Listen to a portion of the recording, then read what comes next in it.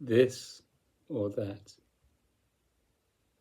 The two dispositions of the human body mind, this or that, ego or the divine, seeking or no seeking, wanting to be made happy or simply being happy, wanting to be in control of others and simply to live as servants of others. This is all about me against you. This is simple. It's allowing life to be what it is.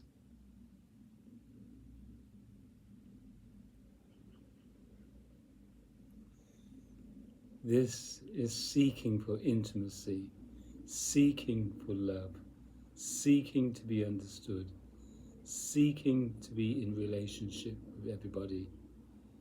This is already in relationship, already intimacy, already love, already happiness. The key word is already.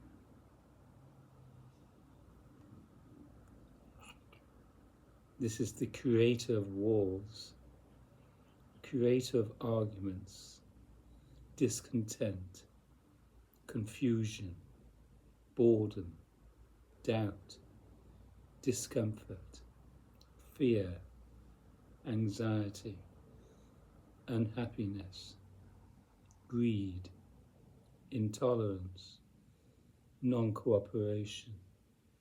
This is the creator of what people call sin. This is sin. This is separation from here, the divine.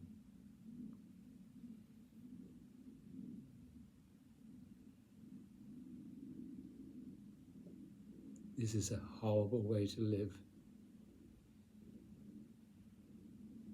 Ugly, childish, adolescent.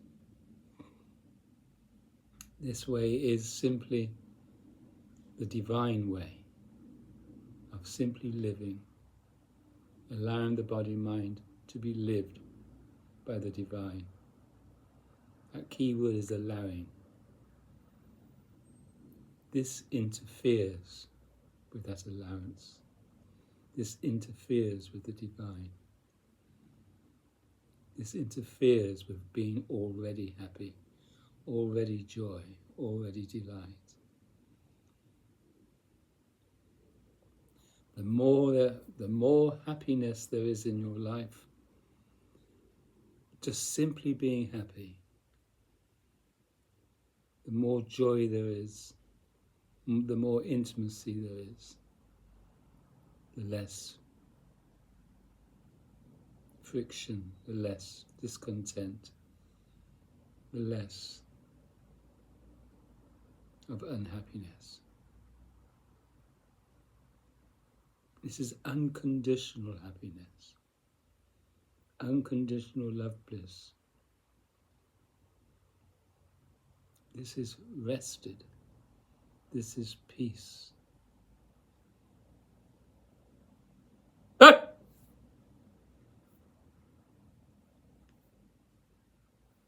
This embraces all of conditions. This is not separate from any condition. Whatever the conditions are arising right now, whether it's the breakfast cereal bowl, the clatter of the spoon, and the sound of eating and licking. See, this is the ruination of happiness. This activity we call ego. It is an activity and it's unnecessary. We don't have to do this. known as the self-contraction. Check that word out, or those two words, self-contraction. Ask Google what it's all about.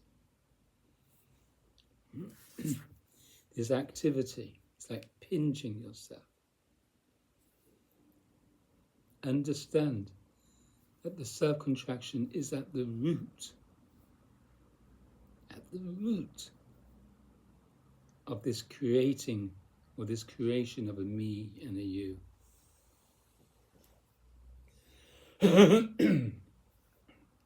Observe your life.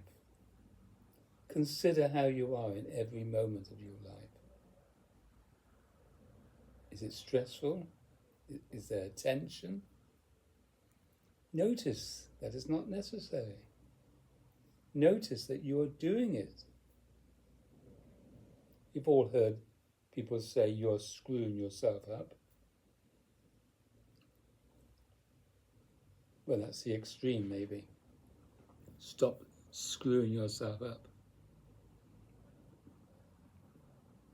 This is full of beliefs, full of knowledge. I know best. I know this. This is the best way to do. This way discerns, this way discriminates, this way is already happy to consider, this way doesn't react, this way responds. You are open, open-eyed, open mind. This way is full of chit-chat in the head, full of discontent, full of uncertainty and dilemma. There's no dilemma here.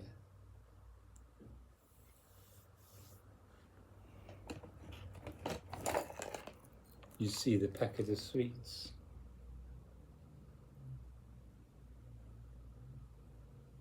From this disposition,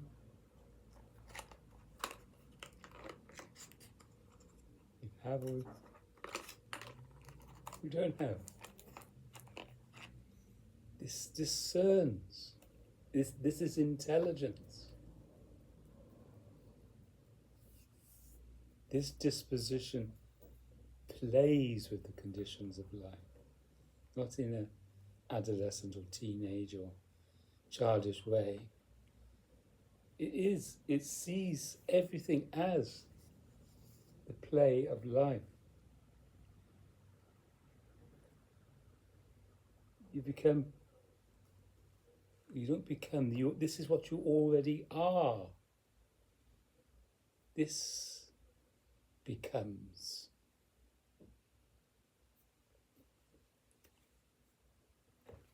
Very few people in the whole history of mankind understand the root cause. And it's the self-contraction, the root cause. Everyone is at war with one another. Just see for yourself. You go into shops, on the roads, drivers. When you are with me, you want to be in charge. You want to be accepted. You want to be acknowledged. You want to be loved. You want to be liked. You want to be accepted.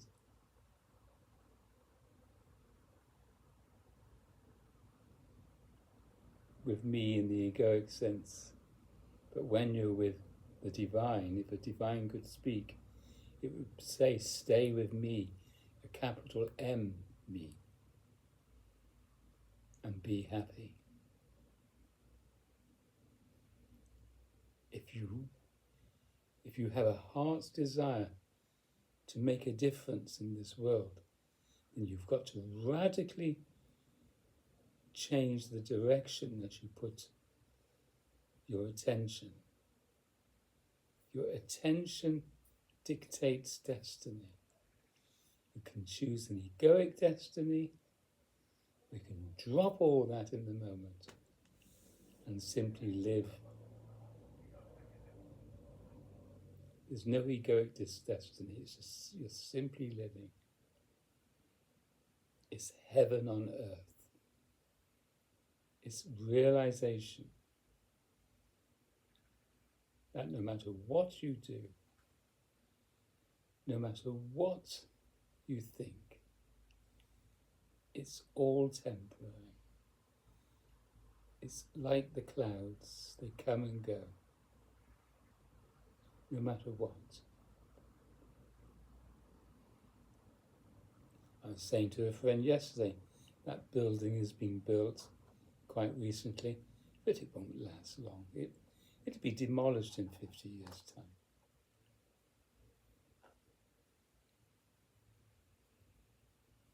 You know what it's like. You buy something in town, and within a few months or years, you've got to be upgraded. It's changed, especially in the technology world, or the world of technology. But this never changes. This disposition was never born and will never die. It's consciousness with a capital C. It's one's true self with a capital S. The body-mind, when it's like this, is yearning to live like this, in intimacy.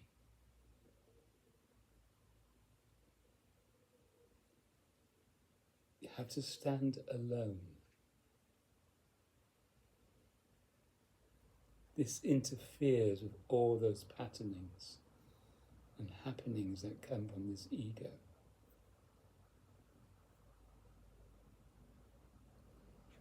My teacher, Adidar Samboj, what does he say? There's so much. There's a chapter here called The Repenting of Egoity. And Jesus said, you want me to bring in Jesus, because millions and millions and millions of people respect the words of Jesus.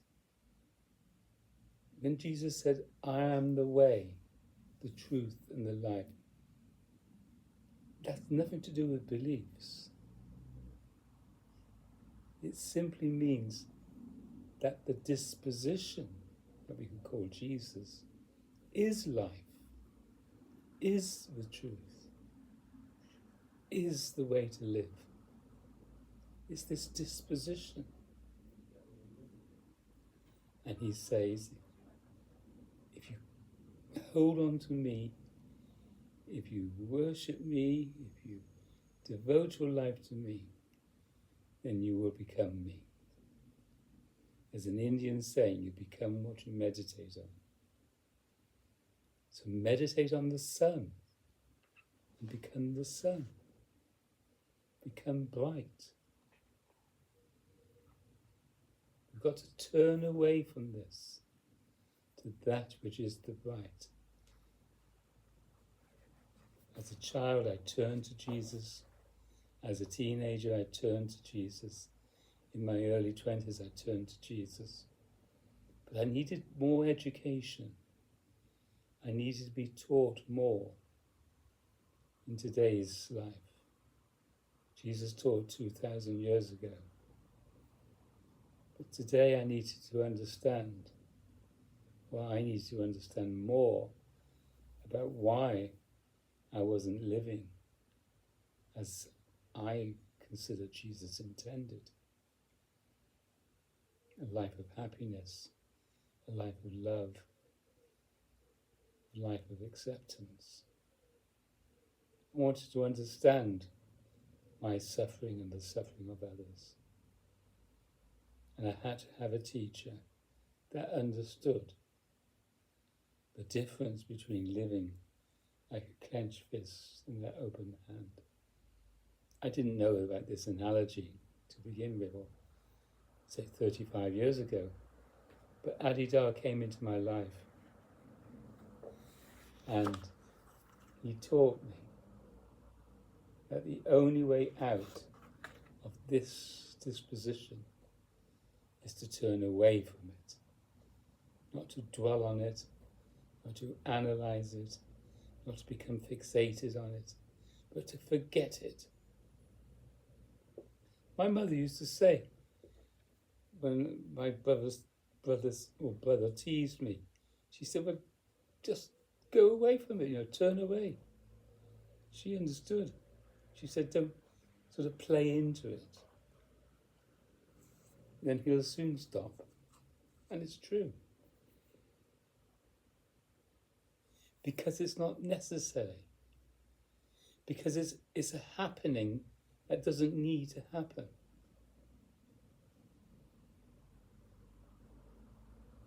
Adidar would call it fictitious. And from this disposition, you remember, so it's sort of imaginary. Most people live from their heads, from their minds. They have a thought and they have to carry it through. The heart is prior to all of that. The open hand disposition is prior to this.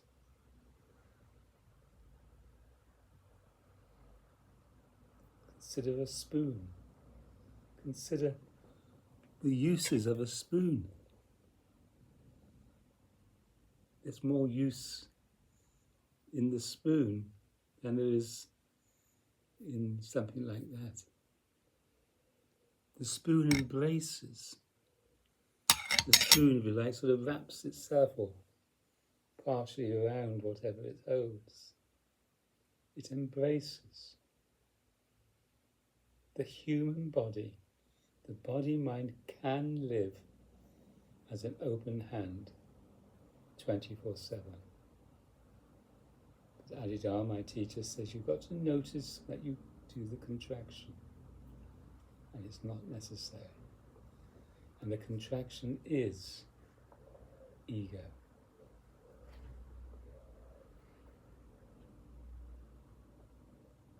So the repentance, the repenting of egoity. Egoity is self-contraction. Therefore, to repent of egoity, we need to transcend self-contraction. The repenting of egoity is not a method of seeking, it's not a technique. The repenting of egoity has to be countered by turning away from it, by devotion to that which is already happiness, already joy. Link up to that. Commune with that. That's what Holy Communion means. Commune with that which is already happiness. You may be like this, and someone walks in with a dog. And in that moment you see the dog, you immediately brighten up. Or it might be a friend walks into the room, and you say, oh, I'm so pleased to see you. You've brightened up. And in that moment, you give your attention, you give your devotion or attention to the dog for a moment, then to the person that becomes that's your friend. People say, oh, I needed that cup of tea.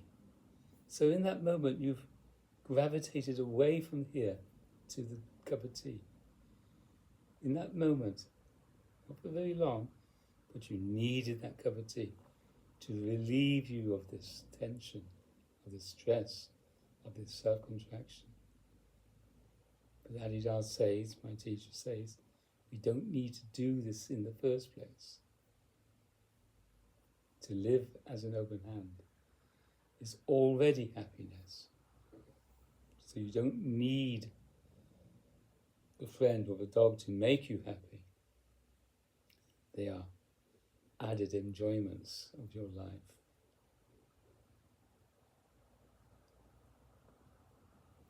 He says there should be a feeling of pleasurable oneness with all that's arising. It's just a wonderful way to live, which is not self-made, it's divine-made. it's made by grace. It's a graceful happening. So if you'd like to know more, listen to me talk more about this, you might like to Zoom. We have a conversation about it. But there's no arguing. You cannot argue someone into living a life of love,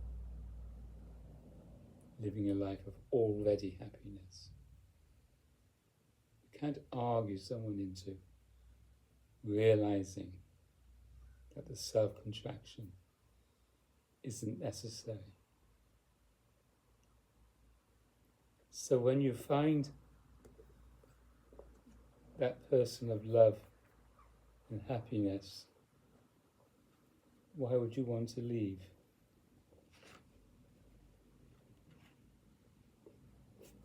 Here he is in his younger days, Adidas Sambaj. He was known as Baba Free John then. The epitome of happiness. To live as the open hand.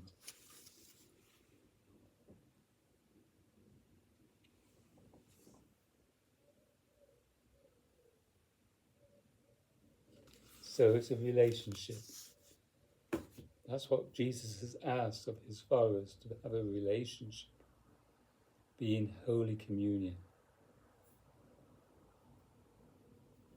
To love the divine first, and then this open hand disposition will become truly the state of the body-mind.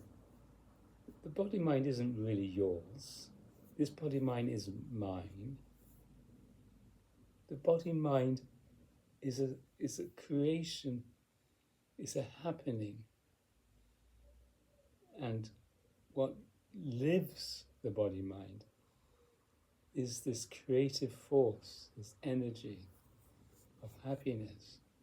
It becomes a vehicle for the expression of the divine, a divine expression.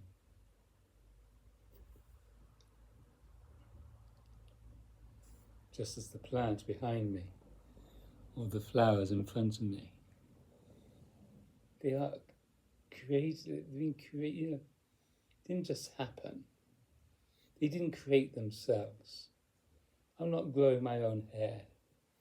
These nails, I'm not doing anything to make these nails grow. And I'm not doing anything to make these words happen. I'm not thinking these words.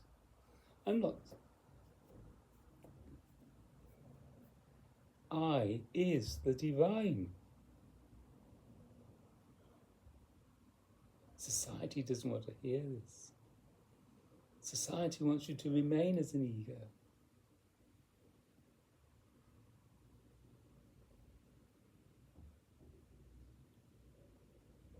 The divine wants to live your body-mind.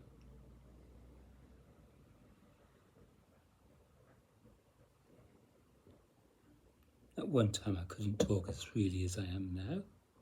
In some countries I couldn't talk like this. I say I.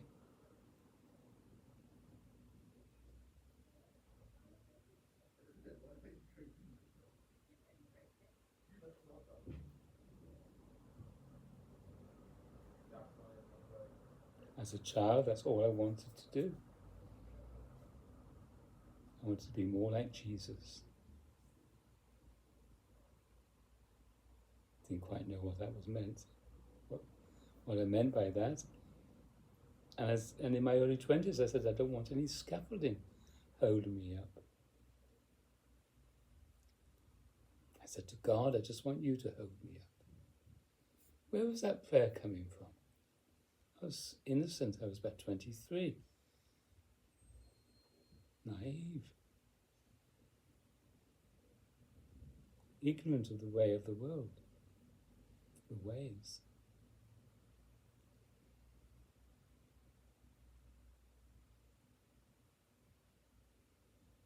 You have to surrender why I hold up my hands. It's an act of surrender and bow our head. It's a heart matter.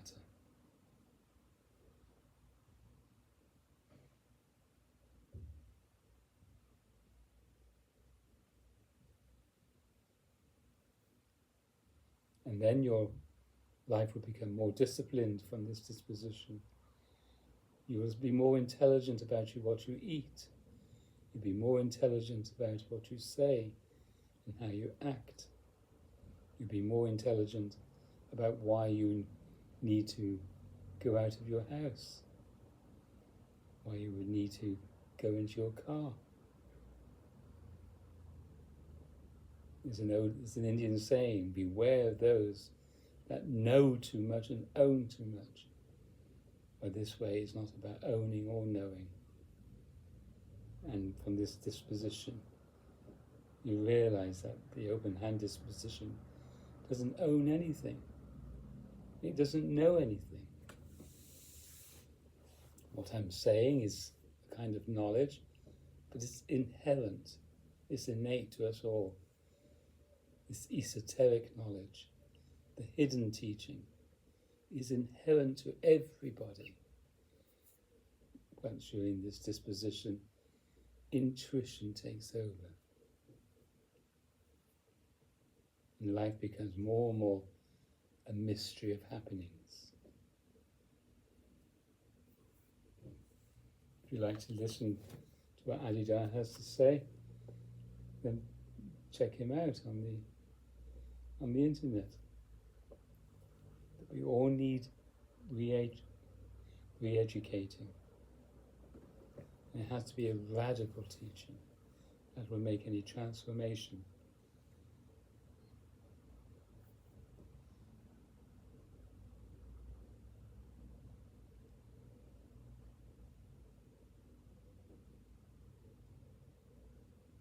If you want beautiful roses, you need to radically cut it back at times.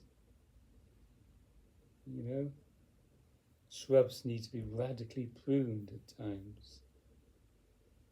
So it's a radical shift of attention.